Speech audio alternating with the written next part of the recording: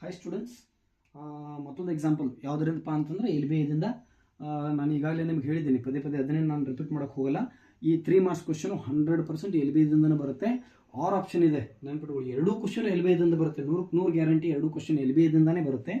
ಆದರೆ ಏನೋ ಒಂದು ಕ್ವಶನನ್ನು ಬೇರೆ ಕೇಳಿದ್ರು, ಒಂದು ಕ್ವಶನ್ ಮಾತ್ರ ಗ್ಯಾರಂಟಿ ಎಲ್ ಬಿ ಐದಿಂದನೇ ಬರುತ್ತೆ. ಅಂದರೆ ಆರ್ ಆಪ್ಷನ್ ಇದೆ, 2 ಆಪ್ಷನ್ಸ್ಗಳಿರ್ತವೆ, ಒಂದನ್ನು ನೀವು ಸಾಲ್ವ್ ಮಾಡಬೇಕು. ಹೀಗಾಗಿ ನೀವು ಎಲ್ ಬಿ ಎ ಪರ್ಫೆಕ್ಟ್ ಮಾಡ್ಕೊಂಡ್ಬಿಟ್ರೆ ಈ 3 ಮಾರ್ಕ್ಸಿಗೆ ಯಾವುದೇ ರೀತಿಯಾದಂಥ ಬೇರೆ ಪುಸ್ತಕಗಳನ್ನಾಗಲಿ ಸೋರ್ಸ್ಗಳನ್ನಾಗಲಿ ರೆಫರ್ ಮಾಡುವಂಥದ್ದು ಅವಶ್ಯಕತೆನೇ ಬೀಳಲ್ಲ. ಸುಮ್ಮನೆ ನೀವು ಬೇರೆಯವರು ಹೇಳೋದನ್ನು ಕೇಳಿಕೊಂಡು ಬೇರೆ ಪುಸ್ತಕಗಳನ್ನು ರೆಫರ್ ಮಾಡುವಂಥ ಅವಶ್ಯಕತೆ ಇಲ್ಲ. ಹೀಗಾಗಿ ನಾನು ಹೇಳ್ತಾ ಇರೋದು ಏನಪ್ಪ ಅಂತಂದರೆ, ಜಸ್ಟ್ ನೀವು ಎಲ್ ಬಿ ಎನ ಫಾಲೋ ಅಪ್ ಮಾಡಿ.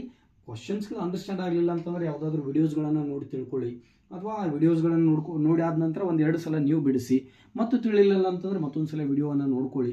ಈ ರೀತಿ ಮಾಡೋದ್ರಿಂದ 100% ನೀವು ಈ 3 ಮಾರ್ಕ್ಸ್ ಕ್ವಶನನ್ನು ಡೈಲಿ ಒಂದು 5 to 10 ಮಿನಿಟ್ಸ್ ಆದರೆ ಸಾಕು. ಡೈಲಿ ಒಂದು 5 to 10 ಮಿನಿಟ್ಸ್ ನೀವು ವಿಡಿಯೋಸ್ಗಳನ್ನು ನೋಡಿಕೊಂಡು ಸಾಲ್ವ್ ಮಾಡಿಕೊಂಡ್ರೆ, ಅಥವಾ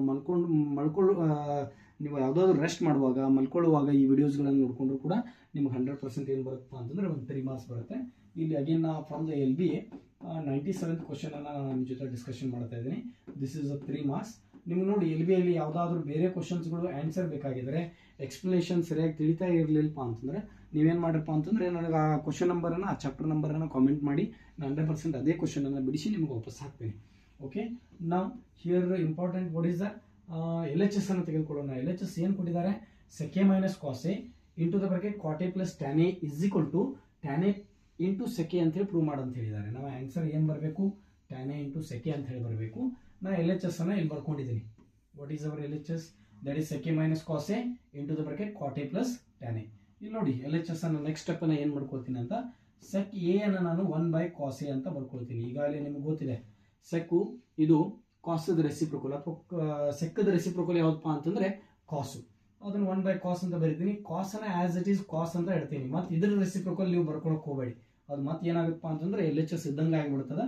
ಅದಕ್ಕೋಸ್ಕರ 1/cos A minus cos A ಆಗುತ್ತಾ. ದೆನ್ ಇಲ್ಲಿ ಕಾಟೆ ಇದೆ, ಕಾಟೆದ ರಿಲೇಷನ್ ಅನ್ನು ಬರೀತೀನಿ. Cot A relation cos A by sine A.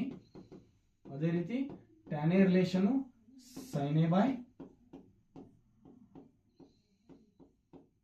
cos a. Now next step is, what is the LCM of cos and 1? The LCM of cos and 1 is cos a. ಹೌದಾ? cos and 1 is cos a. ಇಲ್ಲಿ cos a ಇದೆ, ಹೀಗಾಗಿ 1 ಅನ್ನು multiply ಮಾಡ್ತೀನಿ. ಇಲ್ಲಿ 1 ಇದೆ, ಹೀಗಾಗಿ cos a ಅನ್ನು ಮಲ್ಟಿಪ್ಲೈ ಮಾಡ್ತೀನಿ. Therefore 1 into 1 is 1. cos a into cos a is cos square a. Therefore into the bracket. Now what is the LCM of sin and cos?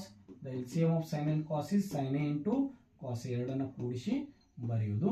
ಇಲ್ಲಿ ಸೈನ್ ಇದೆ, ಹೀಗಾಗಿ ನಾನು ಕಾಸ್ ಎ ಅನ್ನು multiply ಮಾಡ್ತೀನಿ. ಇಲ್ಲಿ sign ಇದೆ, ಇಲ್ಲಿ ಕಾಸ್ ಇದೆ, ಹೀಗಾಗಿ ಸೈನ್ ಎ ಅನ್ನು ಮಲ್ಟಿಪ್ಲೈ ಮಾಡ್ತೀನಿ.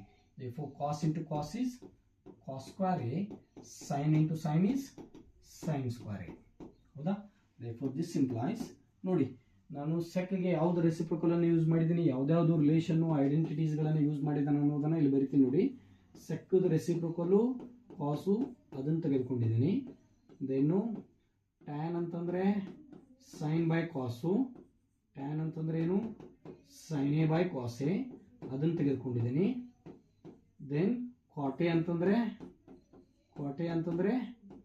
Cos A by sign a, ಅದನ್ನು ತೆಗೆದುಕೊಂಡಿದ್ದೀನಿ.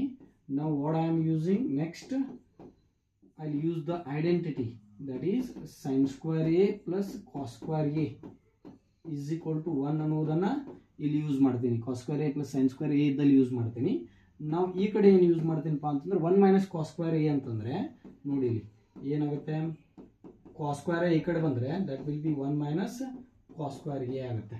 ಹೀಗಾಗಿ 1 ಮೈನಸ್ ಕಾಸ್ ಸ್ಕ್ವೇರ್ ಎ ಇದ್ದಲ್ಲಿ ನಾನು ಇಲ್ಲಿ ಏನು ಬರಿತೀನಪ್ಪ ಅಂತಂದರೆ ಸೈನ್ ಸ್ಕ್ವೇರ್ ಎ ಅನ್ನು ಬರಿತೀನಿ. Very simple, sin square a ಅನ್ನು ಬರಿತೀನಿ divided by cos a as it is.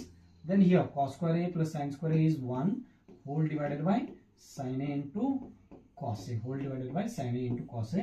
ಇವೆರಡರ ಮಧ್ಯೆ ಏನಿದೆ? ಇಂಟು ಇದೆ ಅಂತಂದ್ರೆ ನಾನು ಡಿನಾಮಿನೇಟರ್ ಮತ್ತು ನ್ಯೂಮರೇಟರ್ಗಳನ್ನು ಕ್ಯಾನ್ಸಲ್ ಮಾಡ್ಕೋಬಹುದು. ಇಲ್ಲಿ 2 ಸೈನ್ಗಳಿದ್ದಾವೆ, ಇಲ್ಲಿ 1 ಸೈನ್ ಇದೆ. ಆ 2 ಸೈನ್ಗಳ ಜೊತೆ 1 ಸೈನನ್ನು ನಾನು ಏನು ಮಾಡಿದ್ದೀನಪ್ಪ ಅಂತಂದರೆ ಕ್ಯಾನ್ಸಲೇಷನ್ ಮಾಡಿದ್ದೀನಿ. ನಾವು ಏನು ಉಳಿತೀವಿ? Sine A by cos A. ನಿಮಗೆ ಈಗಾಗಲೇ ಗೊತ್ತಿದೆ sine A by cos A ಅಂತಂದ್ರೆ ಏನು? Sine A by cos A ಅಂತಂದರೆ tan A. Then sine A by cos A ಆಯಿತು. 1/cos ಎ ಅಂತಂದ್ರೆ ಏನು? 1/cos ಎ ಈಸ್ ದ ಕಾಸದ ರೆಸಿಪ್ರೋಕಲ್ ಯಾವುದು? ಸೆಕ್.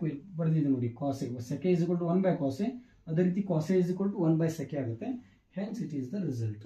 ಇದನ್ನೇ ಅವ್ರು ಕೇಳಿದ್ದಾರೆ. Therefore this implies you can write it as this is RHS ಅಂಥೇಳಿ ನೀವು ಬರಿಬೋದು. ಇಷ್ಟೇ.